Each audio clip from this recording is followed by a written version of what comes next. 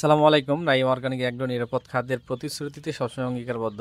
আজকে দেখাবো দেশি মুরগির আপডেট নিয়ে আপনাদের মূলত আজকে ভিডিওটা তৈরি করতেছি। সেটা হচ্ছে যে আমাদের দেশি মুরগির যে ডিম থেকে বাচ্চা ফুটছে সেটার বয়স ১ মাস প্লাস হইছে। এতে এর ওয়েট আসছে মোটামুটি ২০০ থেকে ২৫০ গ্রাম। কোনোটা একটু বেশি হবে আবার কোনোটা একটু কম হবে। তো আমরা দেশি মুরগির বাচ্চাগুলোকে গত ২-৩ হচ্ছে আমরা একবারে ছেড়ে দিচ্ছি গোটা বাগানে মূলত। তো এরা একটা সমস্যা যেটা সেটা হচ্ছে যে এরা মোটামুটি ঘর থেকে অল্প একটু বাইরে আসতেছে, আবার উপর দিয়ে পাখি বা কোনো কিছু উড়ে গেলে আবার ভয়ে ভিতরে ঢুকতেছে। তো ২ দিন থেকে শুরু করাতে এরা আপাতত ঘরের আশেপাশে ঘোরাঘুরি করতেছে। কিন্তু আস্তে, আস্তে দেখা যাচ্ছে যে একটু দূরে যাওয়ার চেষ্টা করতেছে। আবার এখানে আরেকটা সমস্যা যেটা সেটা হচ্ছে আমাদের যে বড় মুরগিগুলো আছে ডিম পাড়ার উপযোগী বা ডিম পাড়তেছে, এই মুরগিগুলো আসলে এদের মাঝে, মাঝে একটু মানে ভয় দেখাচ্ছে। তো এই কারণে একটু ওরা মানে বেশি বাইরে যাইতে চাচ্ছে না। তো সব মিলে আমরা এখানে আরকি আপাতত ফিড খাওয়াইছি। তো এখন আরকি রোদ উঠছে আমাদের এদিকে। শীতের ভাবটা একটু কমে গেছে। এই কারণে পুরো বাগানে এখন ওরা ঘাস খাবে, চলাচল করবে, ঘাস খাবে। এই কারণে মূলত ওদেরকে ছেড়ে দেওয়া হচ্ছে। দিনের বেলা ওরা পুরো বাগানে ঘাস খাবে এবং রাত্রের বেলা শুধু ঘরে থাকবে। মূলত এটাই প্ল্যানিং। দেখতে পাচ্ছেন এই যে এখানে মোটামুটি এরা ঘাস খাওয়া শুরু করছে।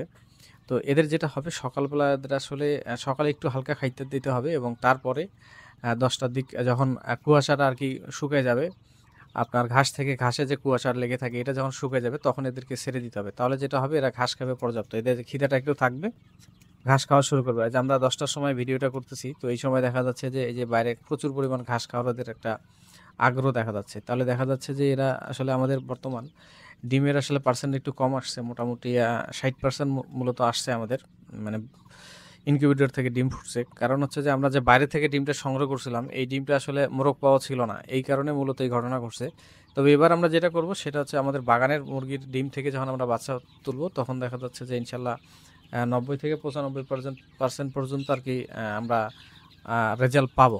তবে দেখতে পাচ্ছেন আমি একটু ফিট নিয়ে মুরগির বাচ্চাগুলার একটু সামনে দিছি। ওরা আমার হাত থেকে আরকি অ্যা মানে খাচ্ছে ফিডগুলা। এটা আসলে যে কি আনন্দের সেটা আপনাদের বলে বোঝাইতে পারব না। তো সব মিলে যখনই আমি বাগানে ঢুকি সব বাচ্চাগুলো আমার পিছন, পিছে ঘুরতেছে। মানে দেখেই ভালো লাগতেছে। মানে একটা খুব অন্যরকম একটা মানে সিচুয়েশন আসলে। মন খারাপ থাকলে এখানে যদি আসেন সেক্ষেত্রে খুব একটা ভালো ফিলিংস পাবেন। তবে আরেকটা জিনিসের আপডেট আপনাদের দেওয়া হয়নি সেটা হচ্ছে আমরা নিজে আসলে এখানে পোকা উৎপাদন করতেছি। প্রাকৃতিকভাবে যে পোকা উৎপাদন সেটা উৎপাদন করতেছি এবং এটা মুরগিকে খাওয়ানোর চেষ্টা করতেছি। আজকে ১ম ওদেরকে দিচ্ছি। যদি ওরা ভয়ে, ভয়ে আছে। এটা কিভাবে উৎপাদন করতেছি পোকাটা সেটার ভিডিও আমি দেখাবো আপনাদের, সমস্যা নাই। এই যে দেখেন কাছ থেকে একবারে স্পষ্ট দেখা যাচ্ছে। এটা হচ্ছে মাছি পোকা। মাছি এই গন্ধের কারণে এখানে এসে ডিম পাড়ছে আর ডিম থেকে বাচ্চা হইছে।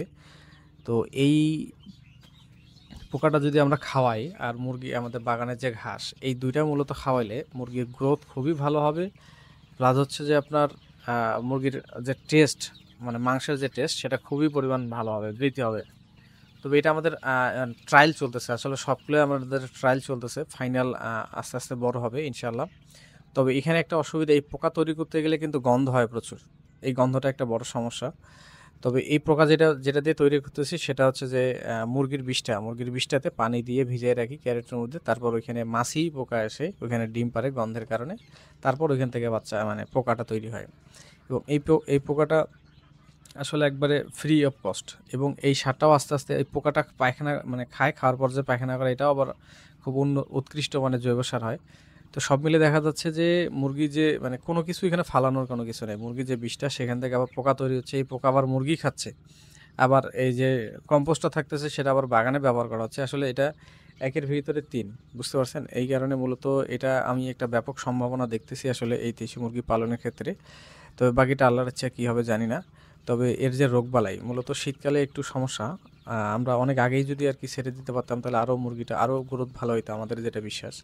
যে বাগানে ঘাস খাইতো এবং ঘাস যখন খাবে এরকম পোকামাকড় যখন খাবে তখন অন্যান্য দানাদার খাবার আপনার এটলিস্ট 70% কমে যাবে। এটলিস্ট 70% কমে যাবে। আপনার 30% খাদ্য দিলেই হবে। মানে আমরা মূলত প্ল্যানিং করছি খাদ্যটা একবারে বিকেল টাইমে দিব।